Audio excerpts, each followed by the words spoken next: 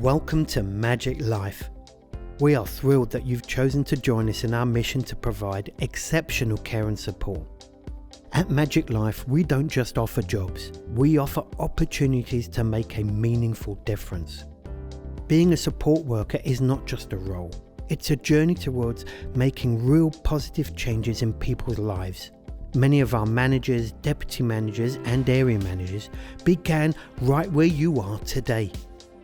Our story began in 2016 as Magic Care Solutions. From just a handful of homes, we've grown to over 20 across the UK, with a family of over 400 dedicated team members. Today, as Magic Life UK, our journey of growth and care continues. Our homes are more than buildings. They are communities designed with our residents in mind. They provide a safe, nurturing environment where individuals can thrive with your support.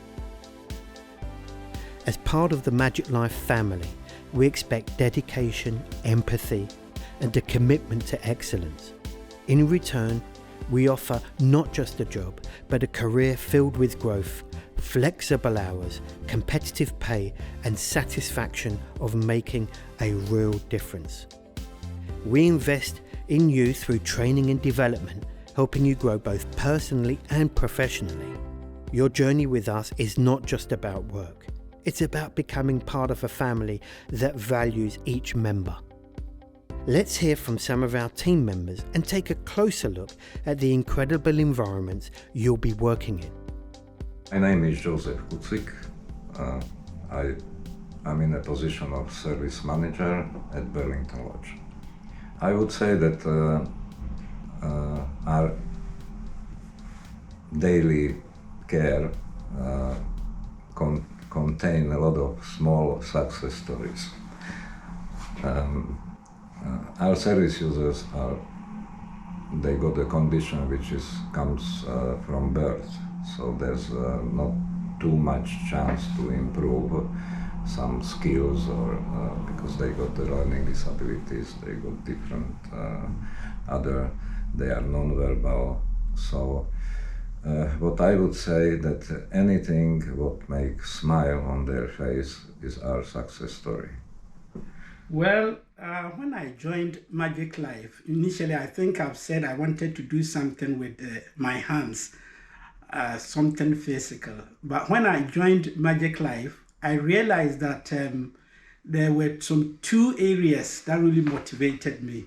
And the first is the smile that you put in the face of your service users, the positive impact that you make in their life.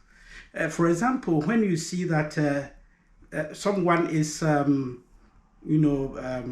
incontinent, both urinary and bowel, and then you provide hygiene tags and ensure that they are clean, you see a twinkle of smile in their face, and it is really contagious. It really motivates you to do more for them. So the smiles you put in their face.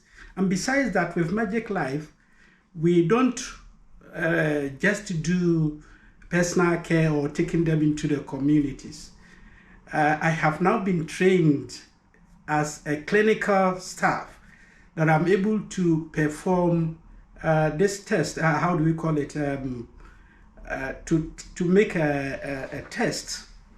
I use the equipment to do checks on them, their blood pressure, temperature, and all these things. All these vital signs I'm able to check and even interpret, give meaning to the readings that I come up with. So I can see that I have been built up professionally. It's only support worker. So I was like, look, I need a job. I want a job. I'm aware that I've been at home for 2 years. I need to start from scratch because obviously a lot has happened in those 2 years. So I need to bring myself up. I'm very happy to start as a support worker because I promise you I won't be a support worker for long. And they laughed at me. They were like, yeah, okay. I said, okay. They were like, okay, you want to try it? We'll give you a shot. And the rest is history. I was there every year. I got a promotion. I started there as a support worker. The year after I was a senior support worker. The year after that I was a team leader. The year after that I was a deputy manager. And the year after that I was a manager. Well, it mainly depends with who I'm working with. but it's mainly medication in the morning. We go in, hand over with nice stuff. Then if we have to do any cleaning that they couldn't do, we do that, and then medication if they are awake. We go into breakfast for those who eat breakfast. Those who don't, we go into planning the day. So laundry and activities, personal care. If there's anything else, appointments, medication review. So the day goes by fast because there's always something to do. If we have to go out for activities, it might be 2 hours depending who we are taking out. But yeah, it's always things we plan in the morning, then we try to do it as the day go by. But sometimes it doesn't work to plan. We can plan something in the morning and then by 12 something else is kicking off. But yeah, we just try to plan around, you know.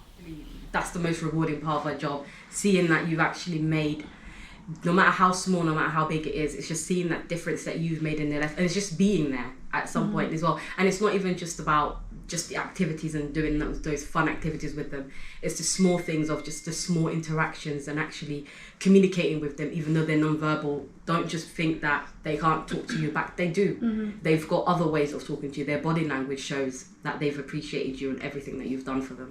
Oh, they do support us a lot. For me, anyway, last year they offered me a chance to do my level 3 NVQ, and I couldn't finish it because I started my nursing degree, so I had to. But we have other 3 people doing it right now. They are doing it. It's free. Magic Life. They help you enroll. The managers help you with anything that you want. And for training, we're always being enrolled online. And if you want any training, you can request for it. So they really do support us a lot. Well, Family. I think that we're a family unit, and again, obviously boundaries. You have to make sure there is boundaries. But it is like a home. It's like we're like one big family, and I think you can see that as well with how the staff interact with each other, how the staff interact with service users. And even though the majority of all our service users are non-verbal, they don't necessarily like close social interactions. But again, even when we're doing like birthdays and doing group activities, getting them all in one room, you can just sense that there is just Involvement. Yeah, and it's just like we're just like a big family. We just all care for each other. I think the most important thing is being to empathize with the clients you're caring for, and to be able to be relatable to the job that you're doing, and to not see it as just a job. And I think once support workers start feeling like they're making a difference into somebody's life, especially a life that could have been your own, you could have been in that same position as well, I think it makes a difference. That's what separates a good support worker from somebody who mightn't be so good. It's where they could empathize, and it's relatable to them, and it's more than just a job. It has to be something more than a job. You're protected. No one can hold you accountable for what you say, because that's what it's all about. It's about being transparent. Like safeguardings, like when we do safeguardings and we're taking safeguarding alerts on ourselves, like we're raising against ourselves, that to me like is amazing. Like to accept responsibility and take accountability for what you've done and the mistakes that you've done, and say that, listen, I'm a human being, I do make errors, and I've taken accountability for my actions, and I've learned from it, and I move on. And especially when we do like investigations, disciplinaries, and when you're investigating that person and they're right in front of you, you see who really cares and actually like feels sorry about what they've done and actually like taking that accountability for their mistakes. And then you know who to like take on back and who to give a chance to and who not to, and just terminate their contract. So things like that. I think For me personally, with all the staff I work with, the core value is treating people with respect. And it's the respect that you would like in return. And I think that's a key to great support work. If you treat people with respect, you would always treat them in the right manner and the right way that they should supposed to be treated with. And that's all aspect of life, really. It's about respecting others. I think sometimes with me, where the failure in care comes is where you see that person as somebody with a learning disability, somebody with any sense of inability, and you see them like that, so you tend to treat them differently. But if you just see everybody as a human being and you treat them with the same respect you would like to be treated with, that's the ethos I always promote. So when I'm providing personal care, for example, I make sure that I close the place and then do it nicely, just as I am in their shoes. And when, for example, they have finished eating, I make sure they are cleaned up nicely. Or when we are taking them out in the public, they dress up, because when I'm going out, I make sure that I dress nicely to be admirable by everyone. And so I do the same for my service user. So that is how I manage to put dignity into the work I do with my service user. Well, one of the things I believe is it's important for where they live is the cleanliness of it. I mean, I know people don't always make a big deal out of that, but keeping the environment clean, keeping it person-centered to them, having not just pictures of New York on the wall but pictures of themselves, pictures of their family, their rooms being adapted to not just their physical or mental need, but to the things they enjoy. Getting them to do activities that they enjoy doing as well. Making sure the staff are trained and making sure the staff read their support plans, their risk assessment, understand their care needs, understand, what makes the service user happy, what keeps them safe. A lot of it is the staff understanding the clients that they're looking after. I want him to be safe. I want him to be happy.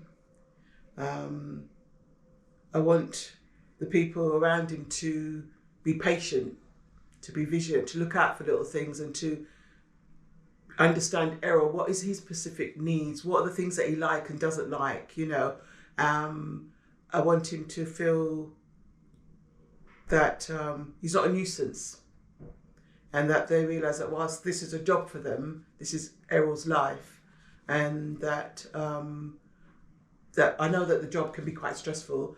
And if the staff are stressed, that they actually speak to another member of staff, and if they need to roll their eyes, they do it out of sight of Errol, that he doesn't hear them tatting. Because I know that caring can be stressful and you can get exacerbated with dealing with people, and you're human. But at the same time, you have to know that the person that you're caring for, they're not here by choice. They're here because of circumstances and they don't want to feel a burden.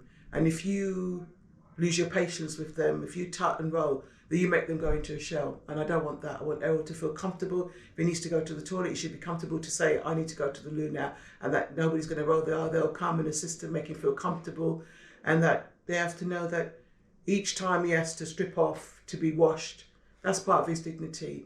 And when you're seeing, then people need to take that into account and be respectful for him and for him to feel safe and comfortable. So I want him to feel at home. He's not with me. I want him to feel here that he's at home, that he feels safe, he feels listened to, and I want him to be happy. I want him to laugh, to sing, to do the things he likes to do.